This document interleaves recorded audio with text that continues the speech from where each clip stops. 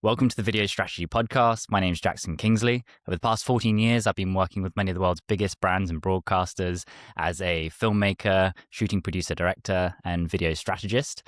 And I've also helped over 800 video agency owners, generating tens of millions of dollars in revenue. And I'm Will, and after working with the likes of National Geographic, Snapchat, and mission-driven food brands, I've learned how to combine deep storytelling with data to get real ROI for my clients. Our goal today and with this podcast is to help you scale your video business, save you time, money, and energy so you can learn from our mistakes, and ultimately so you can attract more of the right clients at the right prices. Today, we're going to be talking about the key ways to get clients, and specifically the 5 strategies that we've used over the last 10 plus years and the advantages and disadvantages of each.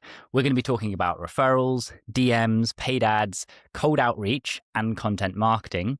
And then at the end, I'm going to be talking about the one key principle that underpins all of these things and makes the biggest difference between pouring in hundreds of hours and dollars into one of these strategies and getting no results, and the difference between those people who scale their businesses and get massive results from these same strategies. So really excited to dive into this. And the very first one that we're going to be talking about today, Will, is referrals. Yeah, sure. I mean, as many of you watching, I'm imagining that you rely heavily on referrals. I know I did for pretty much my whole career of, 20 plus years. I think for the last 18 years, referrals was by far my biggest thing. We're told we do a job, we do it well, these people like us, and then they refer us to somebody else. Yeah, I remember in the early days of my business, I was at a point where I was about 5 to 10K per month, purely focusing on referrals. And I'd hired an editor, things were going pretty smoothly. But I remember this point after about 60 days of zero work coming in, I just had this realization that actually I had zero control over my business and something needed to change. And I think this is the same point that a lot of people hit at varying points in their business. But if you're dependent on referrals, you've almost certainly had that moment, that realization where you've just discovered that, okay, something isn't working here. I've got bills to pay. I want to be scaling. I want to be hiring people. But if I just continue to sit here and wait for the phone to ring, then that's not a strategy. That's just hope. Another real big issue with referrals that I find is that you're often put in a box that you don't necessarily want to be in. So I found there's a marketing agency that I worked with for a very long time. And the owner was called Dave. He would always refer me to people, but he'd always say, Jackson's this great videographer, great cameraman, great editor. Like if you need something done that involves like a quick shoot and edit, he's your guy. It's funny. I kind of flinch now when people call me videographer. It's funny. I get really snooty about it. I understand that's how people classify, us in many ways, but we're so much more than that. So that's funny that you've experienced that too. He has good intentions as well. When he was doing it, it was always like, it's a really nice thing to make the referral. But I think a lot of people don't realize that actually you're being put in a box that is detrimental to you being able to charge higher rates, to be able to track the right kind of clients. You're the go-to shooter editor, which, I think when you're starting out, you're just looking to build your expertise and get better at working with clients professionally, all these things, that's fine. But you can see how, if you're in a position right now where you're feeling like you should be charging more, you should be working with better clients, and you're just dependent on referrals, that's most likely why. So you've got to just be aware of the situation. And it doesn't mean that, you should stop taking referrals, but you need to be very deliberate, very conscious about how you accept them. So if someone refers someone to you, you need to have a very deliberate system in place and a way of framing the conversation that doesn't just put you in that default position as, hey, this is the videographer, shooter, editor. You actually want to be known as the go-to person within a specific niche, within a specific field. And that's what we've been talking about on the other podcasts. So you want to make sure that your clients and when people are making referrals are doing it in a specific way that's aligned with the kind of work that you want to be doing in the future. Yeah. I mean, I was talking to a friend the other day about how he's like 20 years in, and he's worked on big movie sets. He's worked on million view YouTube channels, worked with influencers, done all this cool stuff. And still people call him up to do like assistant edit work, you know. Yeah. And that feeling of being undervalued, it kind of eats away at you after a while, especially if you're like, well, like us, we've been doing this for a while. There's a point when you're like, okay, when is the level up? When does that happen? Yeah, 100%. And then last just quick mistake that comes up with referrals as well, or the real issue with them, is that you don't have any control over who's being referred to you. So let's say, you're particularly good at doing textile videos or product style videos, and that's what you want to be focusing on. Chances are when people are referring people to you, they're not necessarily within your niche. They're not necessarily the type of clients that you want to be working with. And so you're put in this conundrum, which is, well, do I take that work because it's going to help me pay the bills? But ultimately, it's not actually taking me in the direction that I want to go in with the business. So that's where often people fall into this trap of just taking any and every job that's coming their way just to pay the bills, when really they know that they should be going in a stronger direction. So the next method of attracting clients, I just want to talk about this one very briefly because I think it's interesting, but it's definitely not one of the ones that we found to be most productive, and that's DMs. So it's a bit more of a manual strategy, which is identifying people on platforms like Instagram and reaching out to them manually and just connecting, getting a conversation going. So this is something that used to work really well maybe 5 years ago and works for certain markets. But the issue here is that it's nowhere near as scalable. That's number one. And number two is that most of the ideal decision makers and people with money, marketing directors, CEOs, founders, they tend not to be on Instagram, and it's nowhere near as easy to find them. So like LinkedIn, for example, you've got some amazing search functionality. Email as well. There's some really good search tools, but when it comes to Instagram and DMs, you're pretty limited in what you can do. So you end up spending a lot of time manually searching through, trying to identify the right people, and you end up, it's okay if perhaps you're focused on weddings, for example. Not a great niche for making a hugely scalable business. Music videos too, those sorts of people are on Instagram. But when you're talking about high-level decision makers, Instagram isn't going to be the ideal place to go. Have you Yeah, tried that's doing any DM setting, Will? Yeah, I had a big success recently, but that was really Nice.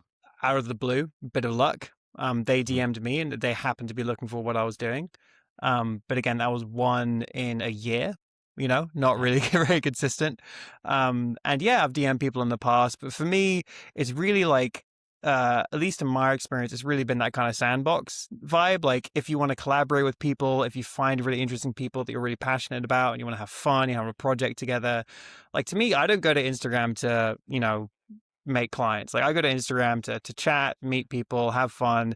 It's my downtime. And even the founders who are on there, they don't want to be getting DMs from spammers. That Yeah. like email and LinkedIn, it's okay. You're on there for business. It kind of makes sense. But it's like somebody coming into your home and being like, "Hey, want to pay me something?" And you're like, "No, no, man, I'm chilling out. Like, what are you doing?" Yeah, that's exactly it. So if you do try DM setting and you feel that it's something that could work well for your niche, for your market, one thing I'd recommend, and what we had a bit of success with in the past, was doing a lot of voice notes and video messages. So it's really like the one advantage of using Instagram is that you can send a very quick, nice, personalized video of you addressing the person and doing like a 1 to 2 minute introduction. And that is where I've seen, for some of our accounts and some of our clients, I've seen DM setting have some success. A lot of effort, and you find yourself sat there recording video after video. But again, if it's something that, it's an approach that you like and it works for your market, then give it a shot. The next strategy we want to talk about, and this is one of the biggest ones, is paid ads.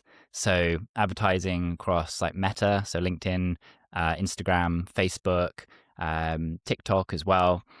There are millions of people were doing paid ads, and the biggest thing that I found, having spent so across our businesses, we've spent hundreds of thousands of pounds on paid ads, and the biggest lesson I've learned is that you have to get all the other pieces right first before you start pouring money onto the situation.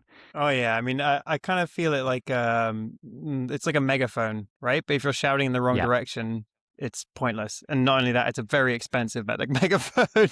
There are much cheaper options out there. Again, like for us, we always do at least 3 to 6 months of social with our clients before we even start thinking about paid ads, because we want to be really dialing the audience, really dialing the messaging, and actually just testing what works. What's cool about social is you can basically test things for free, or the same thing goes with email, LinkedIn messaging, there's many other things you can basically test for free and really often. Yeah. Key thing is that paid ads should just be the last thing that you do. It's not that Mhm. they don't work, it's that you need to have everything else just right.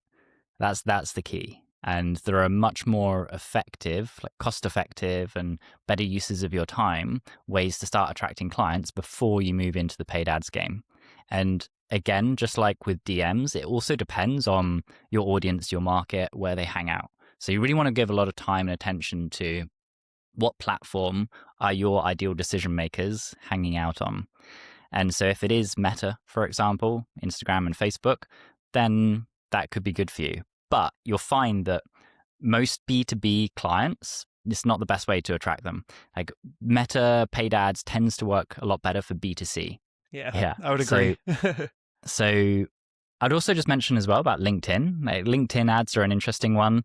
Not seen many or really any people have great success with LinkedIn ads. I've seen people dabble with them. I've even dabbled with them myself. Not found them to be particularly effective. The cost per lead on LinkedIn ads is huge, and you're going to be investing a lot more money up front. So you've got to have more to play with to test. So I would really, I'd leave paid ads till last and LinkedIn ads till last of the last to dial that one in. Okay. So the next one, and this is one of my favorites, is cold outreach. So when we talk about cold outreach, we're specifically referring to cold email, cold LinkedIn, and these are really the tried and true methods of the internet. Like email specifically has been around since the dawn of the internet. It worked back then and it still works now. I've been doing cold email and LinkedIn now for well over 6 years, maybe goes 7 years now.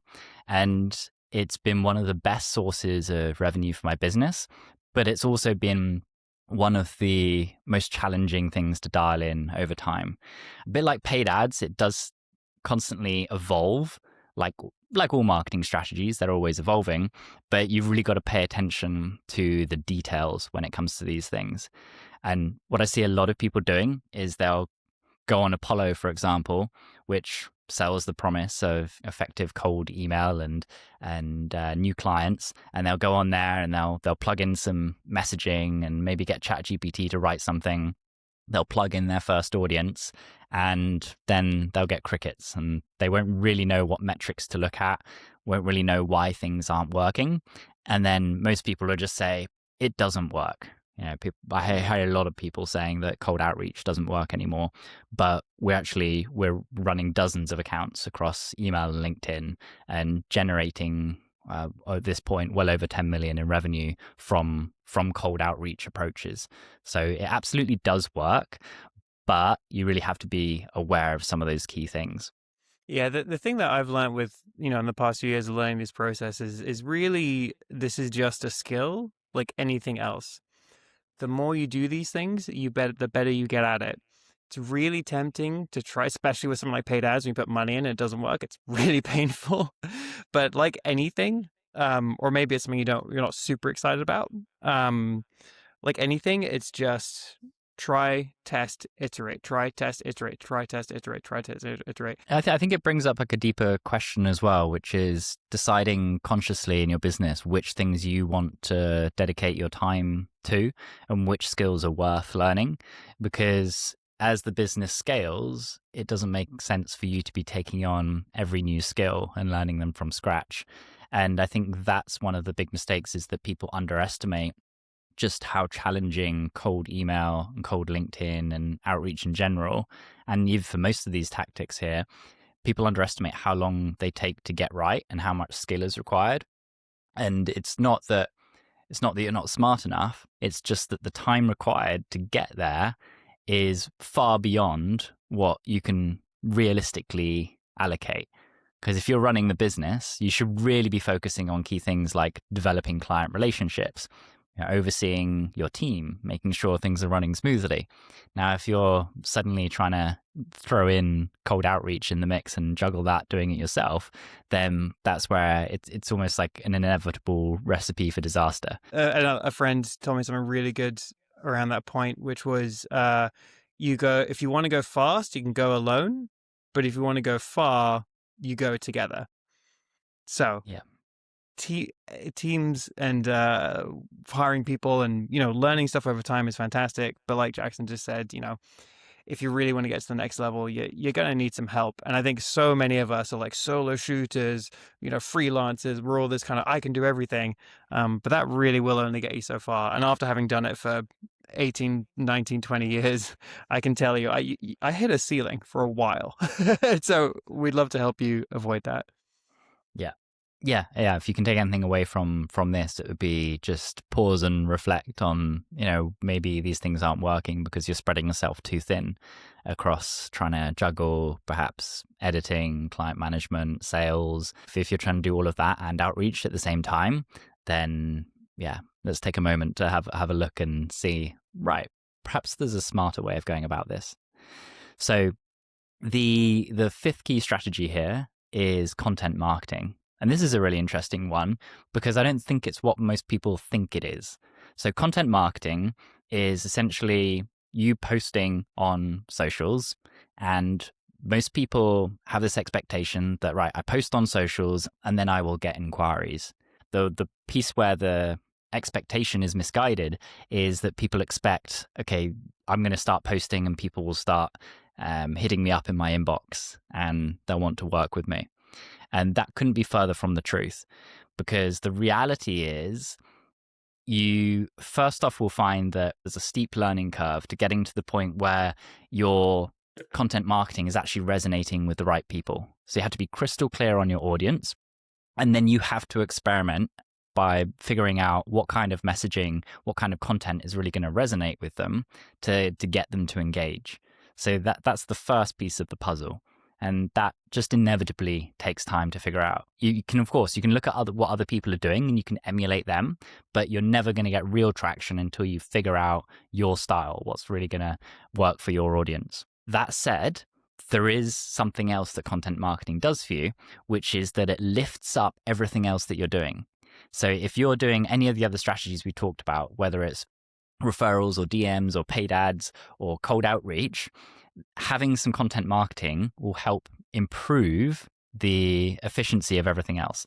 You will see a noticeable difference between people who show up to your strategy or sales calls who've seen your existing content versus people who haven't. Social is a core part of what I do. It's what I'm really fascinated with. I love it. But I wouldn't recommend it to everybody, at least not at the beginning. I feel like so much of this is what do you do at what time? Where are you at right now? And what's the next step to get you closest to your goal? Like, I'll give a quick example of, we had one client, we built them up for 3 or 4 months. And then when we did drop a paid ad, we were able to boost their sales by 60% with one video because we'd done all of that legwork running up to it. But none of these single techniques are really the kind of the magic bullet. I feel like it's kind of a stepped process. So I'm curious for your thoughts, Jackson. Like say I am a video person in my 30s. I'm doing good, but I want to be doing better. Maybe I've relied on referrals. Maybe COVID happened. Maybe my niche is drying up. Maybe my contacts have moved on. Like, out of these 5 steps, how would you rank them as kind of like, what's step 1, step 2, step 3, step 4, step 5? That's a good question. And it will vary a bit from one niche or market to the next, but we can pretty consistently say what we've seen having worked with hundreds of video business owners is that most people will start with referrals, and then the next best place to try will be cold outreach.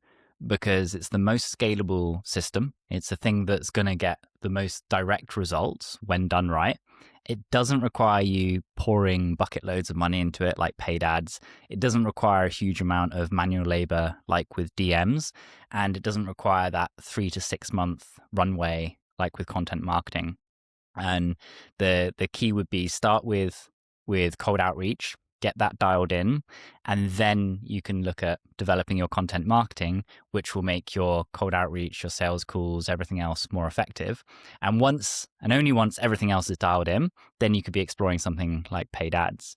Now, with that said, and I promised at the beginning that at the end we talk about the key piece that underpins all of this, which is that regardless of which approach you're using, there's one thing that makes a difference between pouring hundreds of hours and thousands of dollars into a strategy and getting no results and getting rocket results. And that would be getting your niche and your messaging right. So for those people who don't have a clear niche and they're doing cold outreach, they're inevitably going to keep hitting a wall because the messaging is never going to feel personal enough and specific enough to a certain type of decision maker. And this is where niche is the absolute essential next step for anyone who wants to move past referrals. So like we said before, referrals is you being open to working with anyone and everyone, which is okay for a time, but you want to move past that as quickly as possible. So you dial in your niche, figure out who you want to work with, and then create ultra specific messaging that will resonate with that specific type of decision maker. And that's when cold outreach, with whether it be email or LinkedIn or any platform really, that's when it starts to take off. And the messaging piece is if we look at the Pareto principle, the 80-20, the messaging is the 20% that gets the 80% of the results. Yet that's the bit that most people overlook, either because they don't know how or they're just not aware of how important it is. And that's perfectly normal to be in that situation, but that's the thing that you want to be focusing on. That's the thing that you got to be getting right. Yeah, it's kind of contradictionary a little bit because so many of us want to be jack of all trades. We want to shoot, we want to edit, we want to create, we want to write, we want to talk to the client, we want to go on holiday, we want to do all these things. And that's hard in itself. But then, I mean, like me, I was doing drone work and I was doing documentary work. I was doing commercial work. I was doing social media stuff. And I was like, I'm great at everything. And I would tell everyone I was great at everything and, hire me because I'm great at everything. Truth is, I wasn't great at everything. I was pretty good at a few things. But once I was able to dial in my niche, and for me, sustainability and food is just a personal passion of mine. And through dozens of conversations and months of learning and experiencing and helping people and learning what people actually need, I was able to really dial in my messaging. But that started with the first step of what am I passionate about and how can I actually help these people? And then you started having conversations with these people of what are their biggest challenges? What do they actually need? And then you can take those challenges, you can take those words and start putting that into your cold outreach. Like as an example, for me in my space, a biggest challenge is attracting and retaining good team members in hospitality. That is number one. It's really hard to keep good team members. How do you keep good team members? Really good storytelling. If you have a great team, if you have a great system, if you're a great business, talk about it, Or the other thing is for me, for sustainable food is more expensive. Why would somebody buy your product if the other product is cheaper? Because you have a great story. Because you source from really good people and you have really great ingredients and it's from the other side of it, it's local and it's delicious and, all those things. That way people will buy good food. So in my messaging, I'm talking directly to these pain points and people listen. It's really nice. That is the most key point of all, which is that if your messaging isn't working, it's not about finding some magic tool or some secret to Google or ChatGPT. AI is cool, but it will not figure it out. No, it just won't. Yeah. It's really tempting. I was going to say this before. It's so tempting with like email and stuff. And I was exactly the same. I was like, oh, cool. Here are the 5 tips of how to do this. Plug into ChatGPT, press go. Okay, send 100 emails. It did not work at all. It was just, you have to talk to humans. By its very definition, ChatGPT or AI will give you the average, and average will not get you results when it comes to highly targeted messaging that resonates with specific decision makers in a certain niche. It's just not going to be able to do that. So what you mentioned earlier, Will, is that you've got to get it right when it comes to your research. It's not about magic tools and tactics. It's about actually going out and speaking to the decision makers in your niche and finding out what are their pain points and challenges in their own words. And when you can understand that and then embed that into your messaging, that's when you'll start to skyrocket and see results. The bit that keeps sticking out to me, I'll never get this in my head, but I remember chatting to you a while ago about you discovered that for your niche, walking through treacle, that one phrase, that's right. walking through treacle, was specific to that niche. Had a big pain point for a lot of them, right? And just that alone was really helpful. Was that right? Am I remembering that correctly? That's it, yeah, because we went from, I think it was a 1.5% reply rate initially, which was below average within our niche on cold outreach before we'd done our research calls. After our research calls, we went to a 7 to 8% reply rate by embedding key phrases and key lessons from our research into the messaging. It just makes a world of difference. Yeah. It's really cool. It's fun. It's fun too when you make one little change and then poof, you see those big results. It's a lot easier than spending 7 months on social. I don't want to shoot myself in the foot here, but social's great. What is even better once you have all those planned, dialed in, Yeah. What it all comes back to as well is that you have to take a customer first approach. We oftentimes sit at our desks and just thinking, okay, what can I do to get more clients? The answer is almost always, well, just go and start speaking to some people. Identify your niche, have some conversations, and ask them what are their key pain points and challenges. Another great thing to ask in research calls is if you were me, how would you go about reaching more decision makers in your industry? I learned so much from asking people that question, and that really helped inform a lot of my outreach and the way that I approach things. I'm gonna write that down. Yes, I remember that. If you were me, that's cool. Yeah. A lot of these realizations in business, when it comes to business development, it's actually the simplest solutions are often the best. And a key thing is always about just taking that weight off your shoulders. If you're feeling like, okay, this is something I'm really struggling to figure out, there's always someone that you can go and ask, whether it's an ideal decision maker, asking them directly, or whether it's a coach or mentor or another business owner, someone who's ahead of you, who's been there and who's done it before. So it's not the smartest people in business who succeed, but it's the people who get the most resourceful, who figure out, right, who can I ask to get the answer to this question? And the magic of all of this is all you guys out here are incredibly resourceful. Like, you wouldn't be watching this if you weren't resourceful. You wouldn't be in video if you weren't resourceful. Like, you've done all this before. You've had all these conversations before. Like, how did you get those initial jobs? How did you get those initial referrals? It's the same process. It's just asking smarter questions, basically. Exactly.